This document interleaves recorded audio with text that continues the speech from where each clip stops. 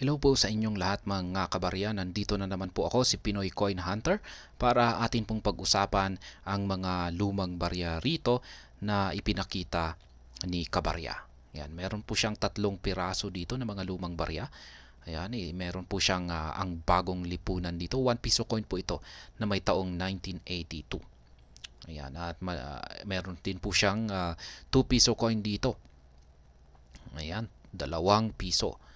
At meron yung kanyang pangatlo rito na lumang barya, isa po itong foreign coin, new pence. Yan, 2 new pence, sabi niya rito. Ayan, kanyang tatlong mga lumang barya, yung foreign coin, isa po itong foreign coin.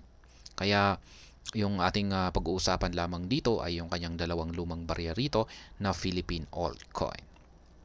Ayan, kasi yung sariling atin lamang po talaga ang ating pinag-uusapan lamang dito. At ayan yung kanilang, meron po siyang isang larawan dito. Ayan. Binaliktad po niya yung kanyang mga lumang barya at ganito naman po yung kanilang mga itsura. Ayan. Republika ng Pilipinas, 1 piso. Medyo hindi po maganda yung kondisyon niya dito kumpara sa kabila. Ito po yung overside. Ayan, overside ng or harapan na bahagi ng 1 piso coin na ito. Yan, medyo hindi po maganda yung kondisyon niya rito. Ayan, butas-butas. At ayan, parang kinain ng kalawang. Ayan, at tapos lininis lamang po niya. Kaya, ayan, halos parang nasira na yung mukha ni Jose Rizal. At saka may mga nangingitim-ngitim na rin.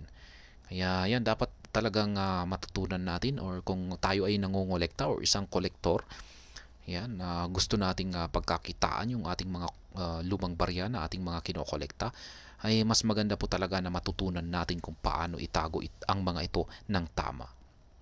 Kasi yung mga ganito, yan, yung mga kung pag nasisira yung kondisyon or hindi na nagiging maganda, ay malaki po talaga ang bawas sa presyo nito or halaga nito.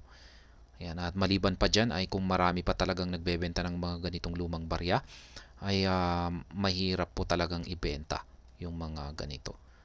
Yan, kasi syempre yung mga buyer ay meron silang marami silang ibang mapagpipilian na mas maganda yung kondisyon ng mga lumang barya na ganito na kanilang mapagpipilian. Kaya ayan, yung mga seller o yung nagbebenta ay pagandahan po ng kondisyon.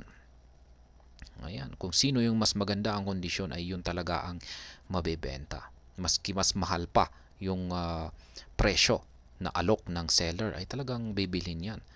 Maski ito ay maski mababang presyo, pero mas pipiliin pa rin ng buyer na bilhin yung mas maganda yung kondisyon. Kaya hindi po nadadaan sa mababang presyo. Ayan, nasa kondisyon pa rin.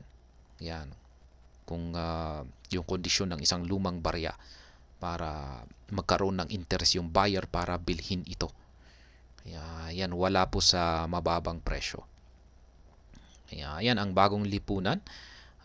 Magkano ba ang bentahan nito? 1982. Yan, bagong lipunan. Medyo maayos po ang kondisyon niya dito sa kanyang reverse side. Ngayon ay sa aking pagtatanong-tanong ay nagkakahalaga po ito. Yan, sa mga community groups ng 41 pesos.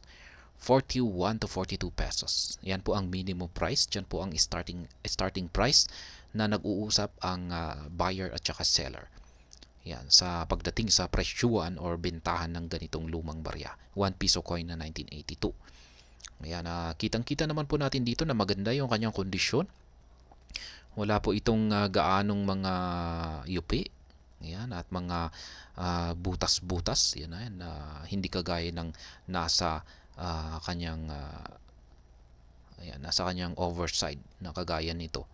Ayan, ang dami pong mga butas-butas ay ayan, yung mukha ni Jose Rizal ay ayan, kitang-kita na mukhang nasisira na. Yan, hindi na maayos.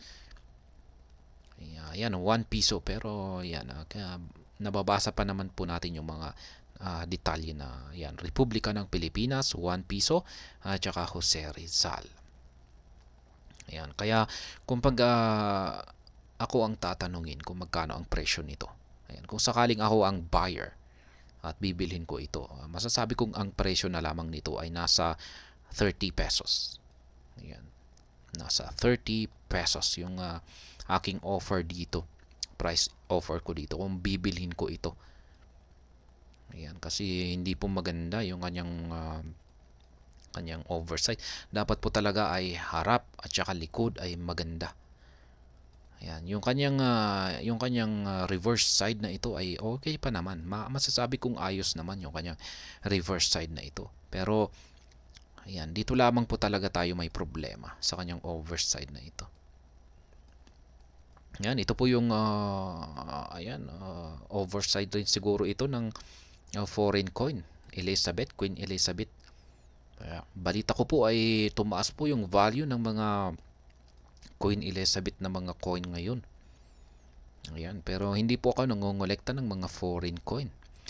Ayan, pero meron po akong mga ilan na mga foreign coin lamang dito, pero ayan, mas interesado po talaga ako yung sa sariling atin na mga lumang barya. Ayan. DG Reg, ayan, DG Reg ba yan? Parang numbers code. Ayan, pero yan Queen Elizabeth II. Ayan, dito po tayo. Dito naman po tayo sa 2 piso. 1984 po yung kanyang taon. Republika ng Pilipinas, Andres Bonifacio. Ayan, kung sa 1 piso ay ang bayani po na ating nakikita sa mga 1 piso coin ay si Jose Rizal. Dito naman po sa 2 piso ay si Andres Bonifacio. 1984. Ngayon, sa aking pagtatanong naman po sa presyuhan or bentahan ng mga 2 piso na ayan, lumang barya na may taong 1984 ay nagkakahalaga po ito ng 49 pesos. 49 to 50 pesos po yan. Yan po ang minimum price. Diyan na rin po nag-uumpisa na mag-usap yung buyer at saka seller ayan, sa bentahan. Ayan, ng mga 2 piso coin na may taong 1984. Ngayon, kung ako po ang bibili nito, ayan, sa ganitong kondisyon, kasi ayan, malaki po talaga ang ayan, yung kondisyon ng lumang barya sa may kaugnayan po talaga yung kondisyon ng lumang barya sa presyuhan nito. Ayan, nakikita po natin na may mga UP dito. Ayan, at marami na rin po siyang mga maliliit na butas, mga ayan, kitang-kita po natin na medyo hindi maganda yung kanyang pagkakatago.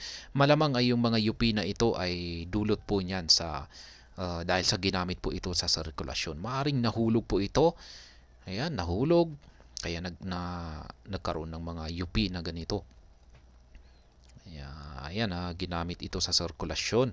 Kaya yung mga ganito na ginamit sa sirkulasyon ay maraming mga gasgas, mga UP. Ay masasabi kong ang magiging presyo na lamang nito sa kalagayan nito ay masasabi kong nasa 30 pesos na rin po. Ayan, 30 pesos kung ako ang bibili nito. Ayan. 2 piso coin, Cucos Nucifera. Ayan, pero ang problema rito ay marami pong mga seller na nag-o-offer, nagbebenta ng mga ganitong uri ng lumang barya, 2 piso at saka mas maganda po yung mga kondisyon nila. Yan po ang problema rito. Kaya mukhang medyo mahirap na mabenta yung mga ganito, yung ganitong kondisyon, kasi marami pang mga seller na mas maganda yung kanilang inaalok or binibenta na 2 piso coin na ganito. Kaya yan, maski mas mahal talaga yan, gaya ng sinabi ko kanina, maski ibibenta nila yan ng 100. Ayan, 100 yung kanilang benta, pero ang ganda naman ng kondisyon. Ay syempre, kung ikaw yung buyer o ikaw yung collector, alin yung pipiliin mo? Yan, gustuin mo bang bilhin ito ng ng 30 pesos o yung 100, yung 100 pesos na malayo or mas talagang maganda yung kondisyon? Siyempre, mas pipiliin mong bilhin yung 100 pesos na mas maganda yung kondisyon, maganda yung naging pagkakatago. Yan, kumpara dito. Kaya, ayan, lagi ko pong pinapaalala sa lahat na, ayan, atin pong aralin or pag-aralan or ayan, alamin po natin kung paano talaga ang tamang pagtatago sa ating mga lumang barya. Kasi malaki po talaga ang impact or epekto ng yan kondisyon, yung magandang uh, pagkakatago or itsura ng mga lumang barya kung balak natin itong pagkakitaan or ibenta sa hinaharap. Kaya yan, sa ngayon ay kung meron talaga tayong balak ngayon, kung ang ginagawa natin ay nangongolekta tayo ng mga lumang barya para pagkakitaan natin ito sa hinaharap or ibebenta natin ito sa hinaharap sa mas mahal na presyo, ay dapat mahalaga po na alam natin kung paano ang tamang paraan sa pagtago sa mga ito. Kasi pwede na rin po tayong malugi rito. Kung pag yung mga nabili natin na mga good conditions ngayon ay hindi natin ito inalagaan ng mabuti at biglang nasira, ay dyan po tayo pwedeng malugi. At ayan, hanggang dito na lamang po tayo sa video na ito. Sana po ay inyong nagustuhan ang aking paliwanag dito. Kung inyo po itong nagustuhan ay pakiclick lamang po ang like button nito. Para naman po sa mga bago lamang dito, kayo po ay aking inaanyayahan para mag-subscribe. Pakiclick na rin po ang bell icon nito dahil ito po ang siyang magsisilbing notification nito sa mga bago kong videos na akin pong ina-upload sa aking YouTube channel na ito. Marami pong salamat sa panonood. Ingat po tayo lagi at God bless po sa ating lahat.